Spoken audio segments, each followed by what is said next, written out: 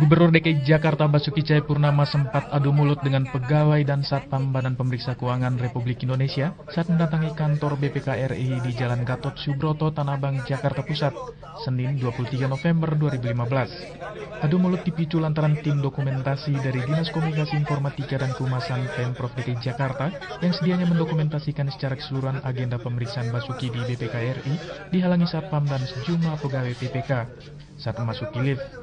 Sesaat setelah meninggalkan lift, Basuki dan rombongan ditransitkan ke suatu ruangan untuk meminta penjelasan BPK terkait pelarangan tersebut. Kita mau tahu, kita mau dengar aja. Anda rekam atau tidak? Jadi duduk dulu ngomong. Ya kan, kita mesti jelas gitu loh. Anda rekam atau tidak gitu. Kalau Anda rekam, kita juga mau rekam. Mesti fair kan? Karena kan bukan KPK, bukan jaksa kok, BPK, auditor kok. Lagi Pak. Ini, Bu. Saya cuma mau minta, Pak. Saya katakan, supaya tidak ada interpretasi yang salah. Ini kan bukan penyidikan. Bukan, Pak. Bukan KPK. Anda sedang minta keterangan dari saya supaya melengkapi laporan investigasi yang diminta oleh KPK. Saya tanya, Anda rekam nggak kalau mau tulis bisa kesalahan?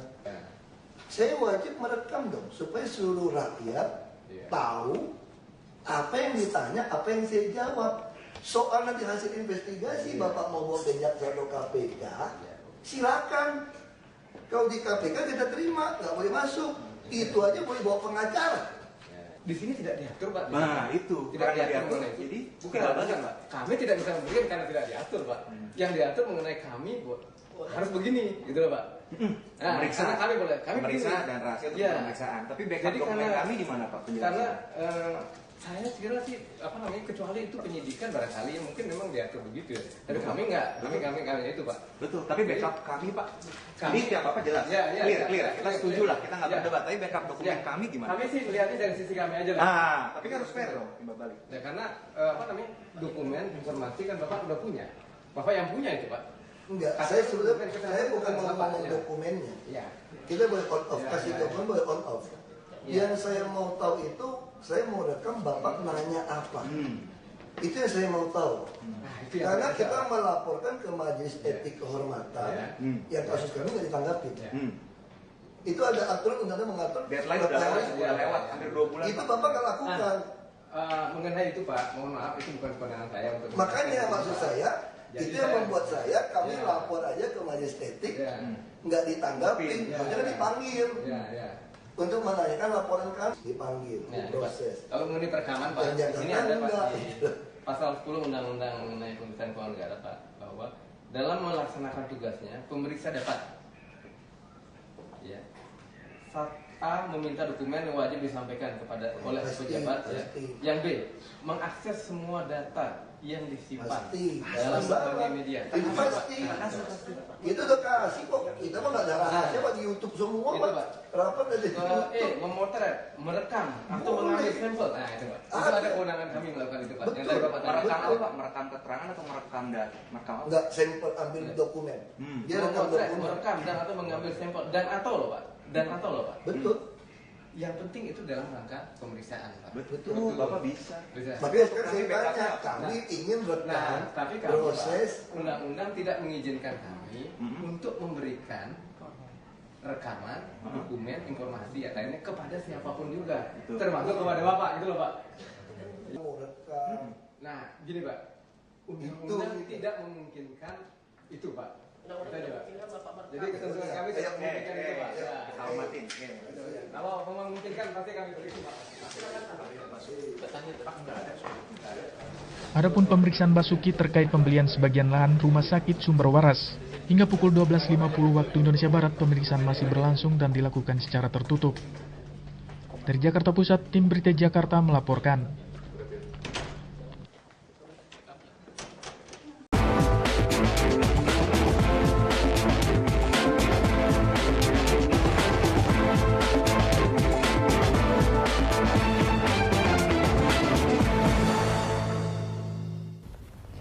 Halo, selamat siang pemirsa. Kita bertemu kembali dalam program Lunch Talk, dialog siang khas Berita 1. Bersama saya Ira Syarif. Dan saya Wiki Adrian. Hari ini kita akan membahas mengenai topik Ahok pangkas anggaran Jakarta.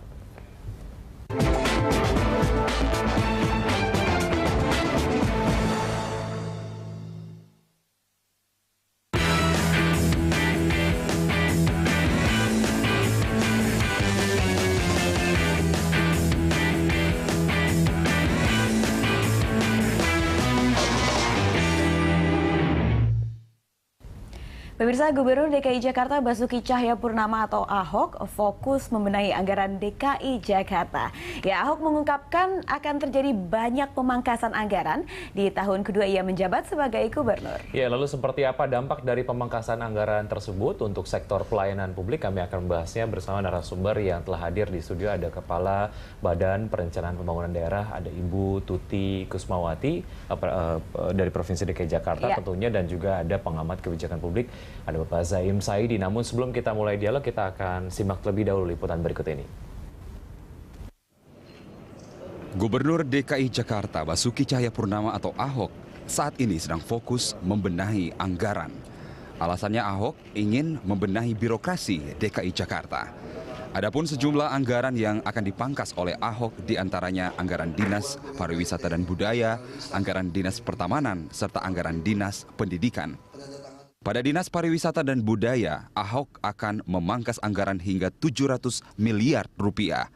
Padahal sebelumnya dinas tersebut dapat menghabiskan dana hingga 1,2 dan 1,3 triliun rupiah hanya untuk penyelenggaraan festival. Selain itu, Ahok juga memangkas anggaran untuk Dinas Pertamanan dan Pemakaman yang dinilai terlalu besar. Karena hanya untuk menjaga taman di ruas jalan protokol saja bisa menghabiskan anggaran lebih dari 5 miliar rupiah.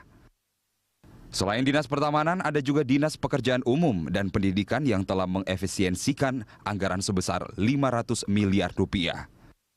Pemangkasan anggaran ini dilakukan mantan Bupati Belitung Timur itu agar pengelolaan anggaran berjalan lebih baik. Menurutnya saat ini banyak sekali penganggaran yang sebenarnya tidak diperlukan. Ya, pemirsa, kita langsung saja mulai dialog Lunch Talk. Saya langsung ke Pak Zaim terlebih dahulu. Pak Zaim, bicara soal pemangkasan anggaran ini sebetulnya tepat atau tidak? Karena mengingat kita punya beberapa program lah ya, di antaranya adalah untuk Jakarta Pintar sendiri dan lain sebagainya gitu. Tepat apa tidak? Ya, saya rasa memang ini langkah penting yang harus dilakukan oleh Pak Gubernur ya, Pak Ahok. Karena sebenarnya kan kita menghadapi satu paradoks dalam melihat anggaran, terutama DKI yang jelas misalnya daya serapnya di satu sisi kan relatif rendah sebetulnya. Tapi di sisi yang lain anggarannya begitu besar. Nah, jadi saya rasa Pak Ahok sekarang mau melihat dari paradoks yang demikian itu bagaimana cara membuatnya lebih rasional. Artinya satu sisi daya serapnya harus lebih besar, tapi juga yang diserap itu memang efektif dan efisien. Nah, karena itu pemangkasan itu saya rasa dilakukan dalam rangka itu. Jadi kalau kita lihat kan banyak istilah-istilah yang digunakan. Misalnya ada anggaran yang berlebih, nah, ya kan. Kemudian ada anggaran yang di markup. Artinya mungkin harganya jauh lebih murah dari yang diajukan. Kemudian ada lagi yang bahkan siluman. Nah, Pak Ahok bahkan menggunakan istilah ada mata anggaran yang aneh-aneh. Nah, saya rasa ini yang saat ini sedang mau dia bersihkan gitu. Nah, saya rasa ini tahap yang penting sebelum nanti dalam proses berikut masuk ke legislatif, dibicarakan dengan DPRD dan diperoleh rancangan yang final gitu. Jadi saya rasa ini tahap yang penting dan masyarakat harus memperhatikan betul apakah upaya pemangkasan itu sudah betul-betul optimal gitu. Ya, sebagaimana kita tahu di beberapa artikel juga disebutkan bahwa Dinas Pariwisata dan Kebudayaan hampir 300 miliar untuk sesuatu yang tidak pantas. Pak Ahok bilang seperti itu. Temuan-temuannya sendiri yang kemudian disosialisasikan bersama tim, seperti apa sejauh ini temuan-temuannya, Bu? Mungkin saya luruskan temuan atau barangkali jenis kegiatan ya. Jadi jenis kegiatan yang khususnya di Dinas Pariwisata dan Kebudayaan yang tadi ditanyakan itu dianggap prioritasnya belum di sana dulu. Jadi lebih baik diprioritaskan untuk hal-hal yang sifatnya satu, menambah aset, dua, menambah pinter masyarakat, tiga, barangkali menambah sehat masyarakat. Jadi artinya untuk program-program prioritas tidak akan di-cut budgetnya gitu ya? Oh pastinya, pastinya justru ini kita prioritasi yang lebih tajam, yang lebih tepat lagi seperti itu. Nah, begitu dilihat jenis-jenis anggaran yang ada, maka Pak Gubernur mengambil kesimpulan bahwa kegiatan-kegiatan yang kemarin di-cut oleh Pak Gubernur itu, kenapa mesti kita melakukan aktivitas-aktivitas yang sifatnya seremonial, festival, yang jumlah nominalnya juga fantastis. Kenapa kita nggak rehab saja? Misalnya museum-museum kita yang sebetulnya itu merupakan kekayaan kita yang luar biasa, kekayaan quote unquote, baik kekayaan berupa non budget gitu kan, itu sebuah kekayaan. Tapi Bu Titi sebenarnya seperti dikatakan rekan saya tadi Wiki begitu yang Dinas Pariwisata di-cut begitu anggarannya. Bisa tidak disebutkan dulu beberapa dari hasil rapat terakhir begitu ya, kira-kira bagian mana saja yang akhirnya dari rapat tersebut diputuskan untuk di-cut anggarannya? Dengar-dengar pendidikan juga ada rencana untuk di-cut, Bu Tuti. Bagaimana?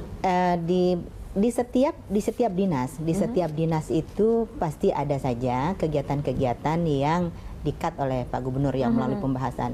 Karena beliau membahasnya itu tidak hanya melihat judul kegiatannya saja, tetapi ke kedalamannya. Di kedalaman, kalau sudah ada kegiatan, kedalamannya ini kan jenis belanjanya.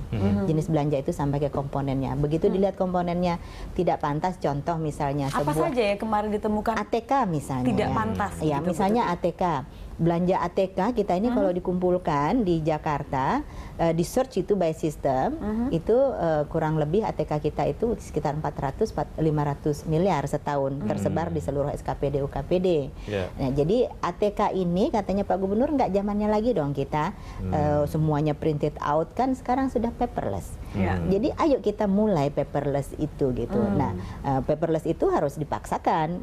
Bagaimana caranya? Ya sudah, ATK-nya juga kita mesti efisienkan gitu kan. Jadi ini dua hal yang sekaligus bersamaan harus simultan kita harus laksanakan. Satu, pelaksanaan paperless itu sendiri, teknologi harus kita mainkan, dan belanja ATK-nya ya kurangi gitu. ATK dikurangi. Kemudian apa lagi Bu Tuti? Ya selain ATK misalnya workshop yang sifatnya hanya sosialisasi. Sosialisasi zaman sekarang kan mainkanlah media sosial misalnya gitu kan. Medsos itu jauh lebih efektif. Jadi kegiatan yang sifatnya sosialisasi, workshop yang sifatnya workshop seminar yang sifatnya juga hanya sosialisasi. Tapi kalau sifatnya workshop mengandung unsur pelatihan dan pendidikan, ini kan menambah cerdas, menambah pandai, dan menambah kapasitas dari kalau dia warga ya warga, kalau dia aparat ya aparat. Itu tetap dibolehkan. Pak Zaim, perlu atau tidak sebetulnya dilakukan sosialisasi terkait dengan pemangkasan anggaran ini dalam hal apa saja gitu ya, masyarakat kemudian tahu berarti untuk Dinas Pariwisata nanti akan di-cut berapa, dan bagian mana saja yang di-cut, atau mungkin dinas yang lain dan lain sebagainya, perlu atau tidak masyarakat? Saya rasa perlu ya, karena Pak Ahok ini sebagai eksekutif nanti kan akan menghadapi legislatif. Nah, di situ dia akan disandera. Karena itu dukungan masyarakat diperlukan dalam hal ini, karena saya rasa kan itu dua hal. Pertama adalah efisiensi dan efektivitas, dan yang kedua itu adalah prioritas yang betul. Jadi jangan sampai program-program yang untuk masyarakat itu turut dalam proses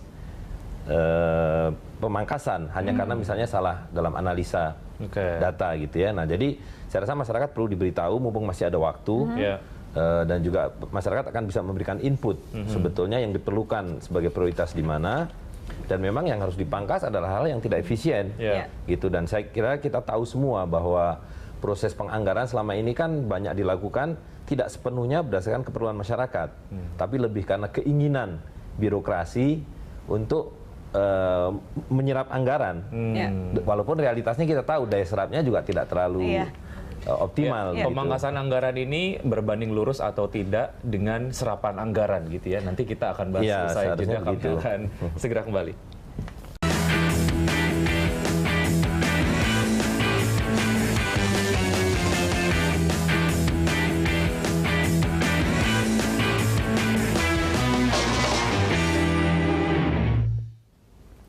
Ya, pemirsa, Gubernur DKI Jakarta Basuki Cahayapurnama tercengang saat memeriksa anggaran yang tidak masuk akal dalam kebijakan umum anggaran dan plafon prioritas anggaran sementara atau KUA PPAS 2016. Ya, Ahok merupakan dugaan markup anggaran yang cukup fantastis. Ya, setidaknya ada 3 temuan yang membuat Ahok naik pitam. Pertama adalah programmer di Dinas Pendidikan. Dalam anggaran tersebut, honor programmer untuk 6 hari kerja dianggarkan mencapai 57 juta rupiah. Ahok pun langsung meminta Kepala Dinas Pendidikan terkait anggaran programmer tersebut.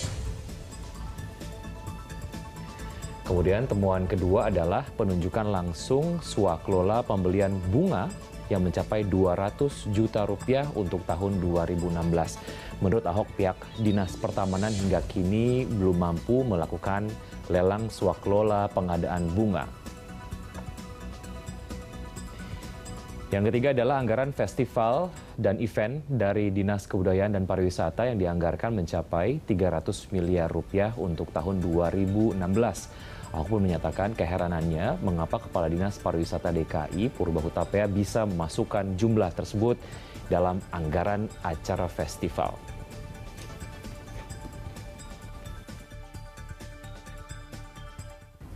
Ya, jangankan Pak Ahok, kita juga melihatnya juga tercengang ya. Nominalnya besar sekali ya. Ya, Gubernur DKI Jakarta Basuki Cahayapurnama meminta seluruh proses perubahan pembahasan anggaran dalam rapat dan legislatif agar dapat dibuka dalam e-budgeting. Ya, hal tersebut dilakukan agar masyarakat dapat mengetahui setiap perubahan yang terjadi dalam rapat pembahasan anggaran DKI Jakarta. Dalam proses perubahan pembahasan anggaran antara Pemprov dan DPRD beberapa waktu lalu masih terdapat perubahan yang tidak dilakukan di dalam e-budgeting, sehingga proses perubahan anggaran tersebut tidak diketahui. Oleh karena itu, Ahok berpesan kepada Kepala Badan Perencanaan Pembangunan Daerah atau Bapeda untuk selalu mencatat detail perubahan anggaran di rapat dalam sistem e-budgeting. Kita udah buka semua, Bangga. Malahan sekarang saya udah kasih tahu, kemarin baru saya cek. Ternyata waktu pembahasan KUHP PPHS, mereka saking sering bahas nggak mau masukin ke e-budgeting. Jadi bahas dulu mau masuk, padahal saya mintanya dalam proses pembahasan pun semua di e-budgeting. Jadi kelihatan ada perubahan berapa kali. Itu hilang tuh jejak itu. Nah, tadi semalam saya udah BBM Ibu Tuti, hati-hati nih saya bilang nih. Saya tidak mau prosesnya dihilangin, saya kan inginnya ada proses. Jadi ada pembelajaran, orang tahu kenapa ini dikurangin, kenapa ini ditambah, kenapa dicoret DPRD, kenapa ditambahin. Jadi orang bisa belajar. Ya kalau saya nggak jadi gubernur lagi, gubernur yang akan datang dia begitu liatin proses e-budgeting, dia ngerti gitu loh. Oh kenapa kita prioritas ini, kenapa dalam tengah jalan dicoret, kenapa ditambah, dikurang. Nah kalau dulu kan enggak, tiba-tiba nongol aja. Ya, ini baru saja tadi dibicarakan oleh Pak Zahim ya, bahwa Pak Ahok nih membersihkan begitu ya sesuatu yang dana dianggap tidak berguna dan harusnya biar transparan, masyarakat bisa melihat begitu. Nah, kebetulan Pak Ahok dia langsung berkata bahwa mengenai e-budgeting agar masyarakat bisa melihat ada perubahan-perubahan. Nah, ini Pak Ahok tadi menanggapi bahwa Bapeda tidak menuliskan secara detail perubahannya. Itu bisa ada tanggapan dari Bu Tuti, silakan. Iya, jadi memang sejak awal tuh ada perintah Pak Gubernur itu kepada saya, pada Bapeda itu ada 3 hal. Yang pertama menyangkut pagu. Jadi sekarang itu gunakan floating. Jadi tidak ada pemaguan sejak awal. Pagu itu adalah hasil akhir dari sebuah proses penyusunan kegiatan dari seluruh SKPD. Baru kemudian kita lihat pagu berdasarkan kebutuhan real dan juga berdasarkan kinerja. Jadi money follow function, betul-betul fungsinya mana yang kita akan dorong. Itu pesan pertama. Yang kedua, lakukan seluruh proses ini secara transparan. Itu sebabnya sejak dari rembuk RW, lalu kemudian musrenbang tingkat kelurahan, kecamatan, kota dan provinsi, kita lakukan sudah dengan e-musrenbang. Kemudian setelah selesai proses e-musrenbang, kita lakukan input awal untuk RKPD, draft RKPD awal itu ke dalam sistem e-planning, itu juga secara online, e-planning. Nah, e-planning RKPD sendiri ini merupakan sebuah proses yang cukup panjang. Sejak Januari, kita melakukan rembuk RW di 2.723 RW, lalu kemudian musrenbang dari kelurahan, kecamatan, kota, provinsi, jadilah namanya Renja, Rencana Kerja yang disusun langsung oleh SKPD. Penyusunan renja oleh SKPD ini juga, jadi kalau istilahnya Permendagri itu atau Kemendagri konvergen. Mulai dari dia besarnya sekian misalnya, ini juga Pak Gubernur arahkan kepada kami, kerucutkan gitu. Bagaimana cara mengerucutkan? Kita melakukan diskusi secara iteratif, berulang. Dari awalnya belanja langsung itu 70 triliun. Terkumpul untuk belanja langsung 70 triliun.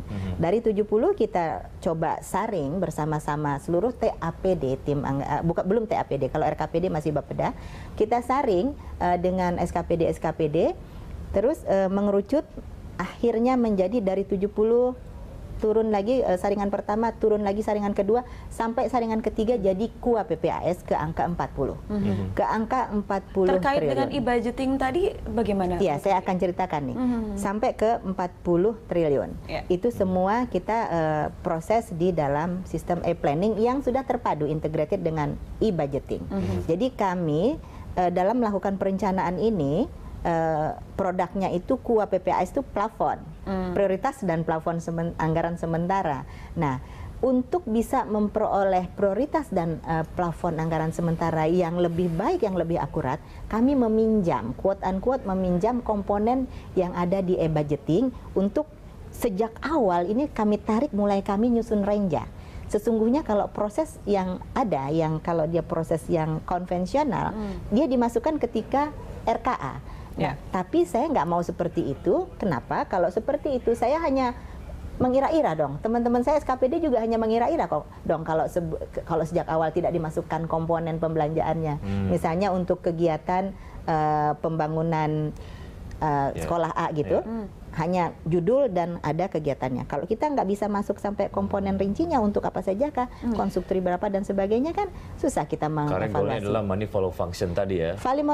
Satu, money follow function. Yang kedua, dia tepat disusunnya dengan tepat jumlahnya. Nah, 40T yang kita usulkan sejak tanggal 16 Juni untuk dalam posisi KUA PPAS. Dalam perjalanannya kemudian terjadi dinamika pembahasan di Banggar yang pendapatan itu diturunkan. Penurunan anggaran pertama itu sebesar 10,7T. Jadi dari yang kita total APBD kita usulkan 73 diturunkan menjadi 10,7T. Lalu perjalanannya lagi begitu ya. Jadi 62, dalam perjalanan lagi APBN diketok, kita sudah dapat bocoran berapa dana perimbangan yang kita peroleh. Ada kenaikan sekitar, bukan kenaikan, sebetulnya prediksi kami sejak awal memang akan lebih dari 10, seperti yang ditetapkan oleh Banggar ya, 13,6.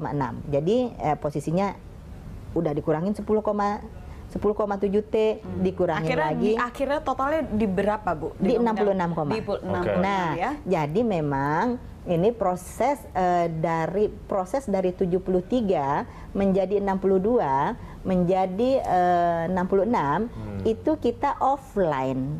Nah, di sini nih yang nggak matchingnya gitu dengan arahan Pak Gub. Mestinya itu langsung kita input. Namun kita punya data yang benar-benar kita jaga begitu.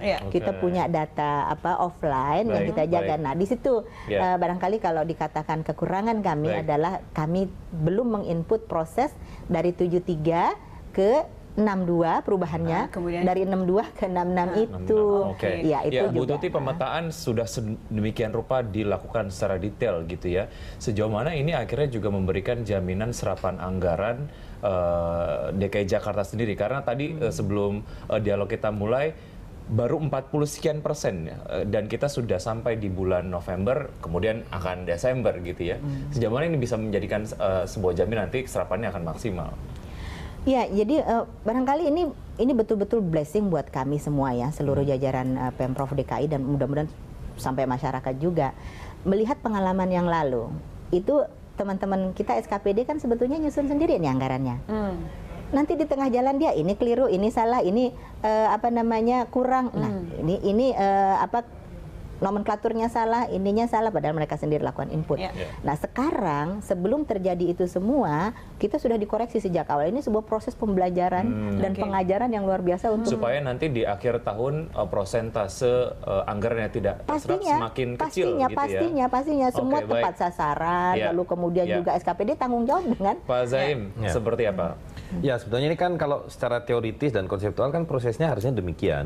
Tapi kan kita tuh ada vested interest. Ini yang jadi masalah. Ada kepentingan-kepentingan yang ada di dalamnya. Dan ini yang dihadapi Pak Gubernur, kepentingan ini dua menurut saya. Satu dari birokrasinya sendiri yang tidak akan rela anggarannya dikurangi walaupun itu tidak diperlukan. Nah, yang kedua, ada kepentingan dari pihak lain, para politisi yang ada di legislatif. Nah, ini mereka akan saling menyandera. Gitu. Nah, disitulah permainan yang kemudian akan membuat anggaran ini tidak rasional. So kalau kita pakai hitung-hitungan, ini November daya serap cuma 40%. Artinya kan 60% tidak diserap. Jadi kita bisa dengan mudah mengatakan harusnya pemangkasan sampai 50% dong. Gitu. Ini pemangkasan kan kalau berdasarkan yang kemarin baru kira-kira 15%. Dari 70 triliun ke 60. Bahkan kemudian ditambah lagi menjadi 66. Hanya 4 triliun. Hanya 5%. Gitu. Jadi tidak memastikan bahwa daya serapnya konsisten dengan anggaran yang diajukan oleh SKPD.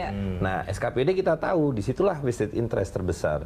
Mereka membuat anggaran yang sebetulnya tidak sepenuhnya sesuai dengan teori mulai Lalu dari bagaimana menurut masyarakat. Anda kebijakan publik atau tindakan yang harus diambil oleh menurut saya pertama langkah pemangkasan ini harus betul-betul bold gitu ya, harus kuat. Dan yang kedua mesti ada langkah-langkah antisipatif untuk menjamin dia jalan. Pertama misalnya birokrasinya sendiri harus dengan ketat.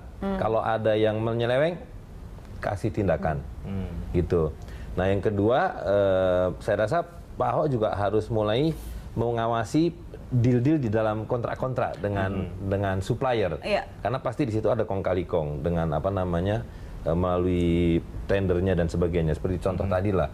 Dinas Pertamanan yang mungkin pasti bermain dengan pihak langsung supplier bunga. Yang ketiga, nah ini yang juga penting di dalam anggaran daerah itu kan ada bansos. Nah, sebagian dari bansos ini harus diarahkan untuk mendukung masyarakat, kelompok-kelompok masyarakat yang akan mengawasi proses ini kan bagian dari reformasi birokrasi. Gitu. Nah, jadi arahkan pada kelompok-kelompok masyarakat yang melakukan advokasi, pengawasan, penelitian terhadap penganggaran sampai penggunaannya. Gitu. Jadi Pak Ahok bisa dapat support dari ada satu atau banyak nilai positif yang kemudian terkandung dari pemangkasan anggaran ini gitu ya. Ini masih di tahap KUA PPAS gitu ya, yang kemudian nota kesepahaman akan ditandatangani kalau tidak salah hari ini ya Bu ya. Kita tunda. Oke, ditunda akhirnya. Ditunda sampai proses di eksekutif ini selesai. Baik, pemangkasannya sendiri, optimisme dari Pemprov sendiri sebetulnya kan ini kan nanti akan dikritisi dan lain sebagainya gitu ya, optimisme. Atau ringkasnya mungkin apakah berhenti di 66, sekian triliun Bu Tuti atau mungkin akan bisa dipangkas lagi? Jadi gini, ini saya luruskan ya, yang tadi dari 73 ke 62 lalu ke 66 itu akibat fluktuasi kesepakatan jumlah pendapatan. Yang kalau jumlah pendapatan itu bersepakat lalu kita kemudian melakukan melakukan penyisiran di aktivitas kegiatannya kan. Jadi masih bisa dikurangi lagi dari 66 atau 66 ini sudah kita sepakat di angka 66 sudah total. Disepakati ya. Sepakat di angka 66 total. Sekarang ini yang dilakukan oleh Pak Gubernur itu adalah penajaman prioritas. Penajaman prioritas itu sampai ke detail jenis anggaran, jenis belanjanya. Dan ini kita akan lanjutkan usai jeda, kami akan segera kembali.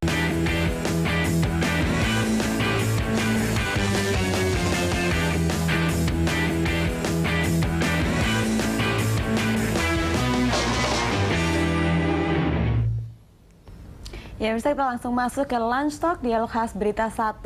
Ini saya ke Pak Zaim dulu. Tadi sudah kita diskusikan dengan Ibu Tuti begitu ya. Akhirnya angka KUA PPAS ini akan berhenti di 66,2 triliun begitu, dan sekarang disiapkan prioritasnya, alokasinya baik yang mana begitu ya. Dengan pemangkasan beberapa katakan 4 triliun ini begitu ya, Pak Zaim, mungkin tidak nanti ada dampak yang negatif akan aplikasinya nantinya begitu? Saya rasa enggak ya, karena kan dari pos-pos yang nampak dipangkas itu memang pos-pos yang tidak diperlukan begitu ya. Gitu. Nah, yang kedua paling juga adalah nanti prioritasasi itu pada program yang memang untuk masyarakat. Nah, saya rasa yang perlu juga diingat kan ini implikasinya pada masyarakat adalah nanti pada bebanan, yaitu pajak. Jadi 60% dari anggaran ini kan datangnya dari pajak, di samping ada hutang dan sebagainya. Nah, jadi kalau pemangkasan itu berhasil dilakukan dengan lebih jauh lagi, sebetulnya implikasinya adalah masyarakat tidak akan terlalu banyak dibebani oleh pajak-pajak. Karena sekarang ini menurut saya masyarakat sudah terlalu berat dibebani aneka macam pajak. Jadi sebenarnya bisa dikatakan bahwa Pak Zaim sebenarnya bisa dipangkas lebih begitu ya, tapi sudah berhenti di 6,2 Tapi begitu sebenarnya ya. bisa dijadikan jaminan nggak sih Pak Zaim ketika memang ada alokasi anggaran yang lebih efektif untuk pajak-pajak sendiri akan dikurangi? Ya seharusnya dong dengan sendirinya. Karena kan dasarnya pendapatan. Jadi tadi Ibu sudah menjelaskan bahwa perancangan anggaran ini didasarkan pada proyeksi pendapatan, dan itu kan 60%-nya pajak. Dan kita tahu pemerintah DKI ini beberapa tahun terakhir genjot pajak luar biasa. Nah, menurut saya ini kan menjadi ketidakadilan. Jadi masyarakat harus bukan hanya menikmati program pemerintah, tapi yang lebih penting adalah tidak dibebani oleh pajak-pajak yang terlalu banyak. Gitu. Mungkin kita bisa langsung tanya ke Bu Tuti, itu bagaimana Bu terkait yang disampaikan Pak Zaim? Ya, satu soal transparansi pemotongan dan agar masyarakat juga tahu apa yang dilakukan oleh kita Pemprov. Ini saya kira bisa di download baik di websitenya kita maupun itu ada alamat websitenya. Barangkali mudah-mudahan nanti bisa ditayangkan di medsos atau di apa gitu. Itu betul-betul bisa dilihat oleh seluruh masyarakat Jakarta bahkan seluruh Indonesia, dan ada di YouTube juga. Jadi ini sudah dari hari Rabu, Kamis, Jumat, Sabtu, Minggu, 5 hari berturut-turut Pak Gubernur itu memimpin rapat dari jam 9 pagi sampai jam 1 malam. Itu rata-rata lebih membahas mengenai alokasi prioritasnya itu ya Ibu Tuti? Iya. Apa saja Bu yang akhirnya diprioritaskan, yang dibahas 5 hari itu prioritas bagian mana saja? Prioritas itu kita pastinya prioritas itu untuk kalau Pak Gubernur mengistilahkan 3 hal itu. 1, otak penuh. 2, pendidikan perut, pasti begitu ya? Perut penuh. 3, dompet penuh. Nah, jadi yang diprioritaskan tuh kalau pendidikan kan sudah pasti kita ada persentase dari undang-undang, jumlah persentase yang harus kita penuhi minimal. Ya. Tapi sekolah rusak di Jakarta masih banyak sekali Bu Tuti. Ini sekali lagi penajaman kawan-kawan kami di SKPD dalam hal prioritasi dari usulan SKPD-nya sebetulnya, ya kan? Nah, kemudian juga semuanya untuk masyarakat. Misalnya pembangunan penyediaan rumah-rumah rusunawa kepada masyarakat yang membutuhkan. Kemudian pembelian lahan-lahan itu tetap menjadi prioritas yang diprioritaskan oleh Pak Gubernur. Nah, terkait dengan tadi pendapatan pajak, Pak Zaim kemukakan bahwa Pak Gubernur juga memikirkan untuk bagaimana misalnya nih Pak Zaim, orang yang tinggal yang memiliki bangunan, nilai bangunannya kurang dari 1 miliar dibebaskan dari PBB misalnya. Ini kan sudah disosialisasikan juga. Ini kan salah satu juga bagaimana keberpihakan kepada masyarakat yang memang tidak perlu terlalu dibebani dengan pajak yang berbagai rupa tadi itu. Belum ada pengumuman resminya ya, rencana untuk pembebasan PBB? Pernah dengar, tapi memang masih kurang. Masih jelas ya, takutnya hanya wacana, takutnya. Jadi Bu Tuti, ada terkait keinginan dengan itu ada. Pemangkasan anggaran di hal yang tidak terlalu penting ini, yang kemudian dikhawatirkan oleh masyarakat adalah pelayanan publiknya jangan-jangan nanti nggak maksimal gitu. Seperti apa? Ini akhirnya mungkin Ibu bisa kasih jaminan. Oh, justru justru kita ini seluruh SKPD ini sedang dikasih ini nih hujangan nih, sedang dikasih pembelajaran yang berharga. Kalau membuat prioritas itu harus untuk sebesar-besar kesejahteraan warga Jakarta. Artinya utamanya. Mungkin sebaiknya ini malah lebih maksimal lagi pelayanannya harusnya. Gitu ya. Jadi gini. Sekarang kalau sudah fix, sudah terjadi kesepakatan bersama KUA PPAS, seluruh SKPD kan jadi tahu nih, aware nih apa kemarin yang disusun, apa yang sudah disepakati. Langsung lakukan kontrak, lakukan proses bidding, proses procurement. Jadi begitu KUA PPAS disepakati bersama antara DPRD dengan Pak Gubernur, ditandatangani, kita sudah bisa langsung melakukan proses procurement. Sejak saat itu gitu loh. Nah, kita harapkan segera ini bisa terjadi kesepakatan ini sehingga guliran kegiatan kemasyarakatan ini bisa segera kita jalankan sejak dini gitu. Ya, baik Pak Zaim, kita mendengar tadi apa yang dikatakan Bu Titi begitu ya. Katakanlah misalnya akhirnya disepakati KUA PPAS ini, Anda melihat ada celah tidak yang kemungkinan di aplikasi nantinya begitu ada celah akhirnya tidak berjalan sesuai rencana begitu? Ya, itu selalu ada ya. Yang itu kan ekspresi dari ke depan, ekspresi dari daya serap yang rendah itu. Nah, karena itu Saya rasa sebenarnya kan dari awal, sejak perencanaan, pelaksanaan, dan nanti evaluasinya, mesti ada satu partisipasi dari masyarakat. Dan yang kedua pengawasan. Karena itu saran saya tadi, dari anggaran-anggaran sosial yang ada pada APBD itu harus dipakai sebagian untuk mensupport kelompok-kelompok masyarakat yang kritis. Untuk membantu pemerintah daerah sendiri. Jadi mengkritisi dalam pengertian dia suportif. Kalau dia menemukan penyelewengan, dia menemukan ketidaksesuaian, atau misalnya tadi daya serap yang masih rendah ini kan klasik. Bukan hanya DKI, tapi DKI ini barometer lah ya. Nah karena itu kita mesti mendorong kelompok masyarakat yang setiap kali tingkat partisipasi dan pengawasannya itu diberi ruang lebih banyak. Perlukah ada kebijakan dari Pemprov DKI begitu terkait hal tersebut? Iya jelas, dan itu memfasilitasi betul, exactly, dan itu kan sebetulnya sudah ada alokasi anggaran itu sudah ada yang disebut bansos itu. Tapi kan kita bansos ini jadi sumber korupsi di mana-mana. Pengalaman gitu. dari tahun-tahun sebelumnya, hal itu kan tidak dilaksanakan dengan tepat begitu ya. Baiknya ke depannya bagaimana nah, karena agar itu tadi bisa mesti lebih transparan dan diberikan pada kelompok-kelompok yang memang kalau perlu dibuat akreditasi. Jadi pemerintah daerah mengakreditasi kelompok masyarakat tertentu yang kerjanya betul. Dan ini kan power, karena pemerintah yang pegang uang. Kalau masyarakat sendiri macam-macam, aneh-aneh nggak usah diberikan.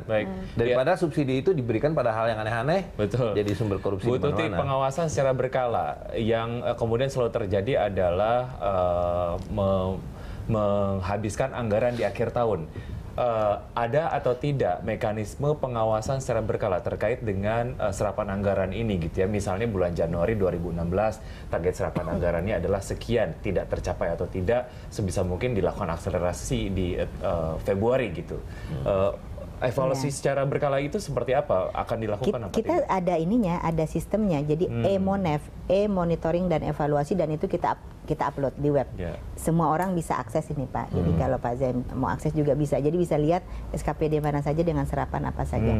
Di situ itu bahkan mereka harus ngisi baseline-nya dan rencana serapan bulanannya gitu kan. Nah, begitu dia tidak menyerap apa yang direncanakan di bulan Januari, Februari, Maret dan seterusnya itu tadi, nanti akan keluar warna merah, warna kuning, warna hijau. Jadi kita di dashboard, Pak Gubernur cukup lihat dashboardnya, gitu kan akan keluar tuh bulat-bulat, ada warna merah, ada warna kuning. Oh ini SKPD ini merah, ini kuning. Apa semacam sanksi atau apa yang bisa diberikan ketika akhirnya misalnya ada sektor yang kemudian menyerapnya tidak maksimal? Apa? Ya pastinya kita kalau untuk itu kan kita lihat di Desember ya. Setiap bulannya sih ada nih. Setiap bulannya kita keluarkan angka itu. Dan itu dikomunikasikan kepada SKPD yang bersangkutan dan mereka bisa lihat sendiri juga. Lalu kita juga ingatkan, kita juga terus ingatkan itu, dan pertemuan berkala juga dilakukan. Akhirnya bentuknya adalah hanya teguran atau apa? Ya sampai sejauh ini kita inilah endorse mereka untuk cepat gitu. Ini data Anda. Tidak ada sanksi ya begitu ya. Lebih ke endorsement ini kan bulannya masih terus jalan. Gitu ya. Harapan kita di Desember nanti akan ada realisasi penyiapan. Ya, kita masih ada satu segmen, kita akan lanjutkan usai jeda, tetap bersama Anda.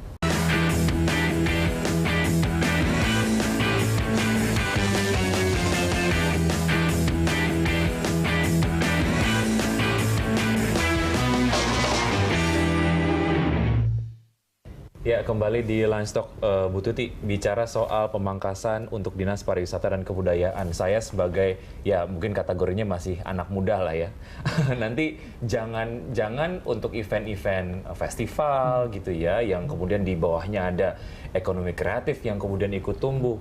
Nanti jangan-jangan festival-festival seperti ini yang juga akan mendukung turisme Jakarta gitu, nantinya akan berkurang. Itu gimana tuh Bu, tentang pertanyaan ini?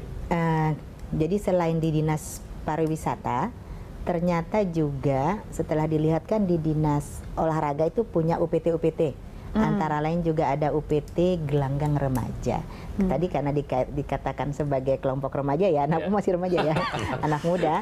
Jadi di Gelanggang Remaja itu juga ada event-event itu. Jadi yang ditujukan untuk festival gitu. Iya, jadi maksudnya bisa dikatakan subsidi silang begitu, Bu Tuti, apa bukan bagaimana? Subsidi silang, ternyata kan begitu dilihat begitu kan, kalau Pak Gubernur ngelihat kan jadi kayak helikopter view. Semua jadi bisa terlihat begitu semuanya kan. Jadi kayak di atas meja bisa dilihat semua gini.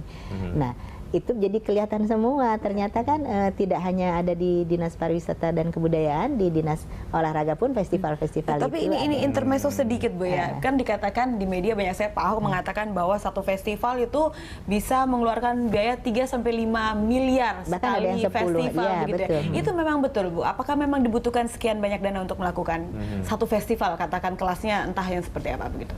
Nah, inilah yang menjadi kita berterima kasih juga dengan Pak Gubernur yang meneliti sampai ke kedalaman komponen apakah memang dibutuhkan segitu. Ini kan semuanya serba relatif jadinya. Kayak festival itu kita mau memakai IO kah? Jadi nanti apakah nanti di komponennya tuh mahalnya malah justru di IO-nya atau di apa kan jadi terlihat. Kalau kita membedahnya sampai ke komponen. Apakah kita mau swaklola kita sendiri yang menyelenggarakan festival, ini pasti akan lain harganya kan? Nanti para birokrasi, waduh saya ngerjain semua itu capek langsung kipas-kipas gitu Bu. Saya mungkin ke Pak Zaim ya. Pak Zaim tadi menarik, Pak Zaim mengatakan ada kepentingan sebenarnya baik birokrasi sendiri ataupun kepentingan politik dalam rancangan anggaran ini begitu ya. Nah menurut Pak Zaim, kedepannya ini untuk menjaga agar kepentingan baik birokrasi maupun politik saat rancangan sudah fix gitu di angka tersebut, baiknya seperti apa untuk mengontrolnya? Ya, saya rasa tadi partisipasi masyarakat ya. Pertama transparansi, semua harus dibuka. Masyarakat tahu rencananya seperti ini, alokasinya seperti ini, pelaksananya di monitoring, ya kan? Nah, masyarakat, tentu kita bicara masyarakat tidak semua masyarakat, hanya sedikit dari masyarakat yang akan mampu melakukan itu, yaitu kelompok-kelompok katakanlah lembaga swadaya masyarakat. Nah, ini maksud saya tadi. Mereka bergerak tidak sih Pak sejauh ini? Ya, ada 1-2 kan. Kalau tidak bergerak karena sama saja. Justru Pak. itu, ya, karena itu tersebut, begitu. harus diberi formalitas. Jadi ruang partisipasi masyarakat ini harus masuk ke dalam proses. Dan sebetulnya secara teoritis kan begitu, dalam musrembang pun harus menghadirkan wakil-wakil masyarakat. Seharusnya, nah, cuma kadang-kadang kan hanya formalitas saja. Dan kita tahu bahwa pemerintah sendiri seringkali membentuk organisasi-organisasi yang menjadi kuasi, artinya pseudo masyarakat, gitu. Karena dia kemudian tidak bisa kritis, karena dibentuk, dibiayai oleh... Dibentuk khusus begitu ya? Dibentuk khusus, seolah-olah jadinya. Nah, lalu yang kedua saya rasa tadi kalau misalnya ketumpang tindihan itu bisa dilihat, misalnya dalam contoh tadi festival, kan yang jadi persoalan tumpang tindih. Artinya di satu dinas ada festival ABCD, di dinas yang lain juga ada festival ABCD, padahal itu bisa menggunakan IO. Nah, jadi saya rasa di sini soal transparansi juga, tapi yang kedua partisipasi dalam pengertian kalau ada festival mesti ada kemitraan dengan swasta dong.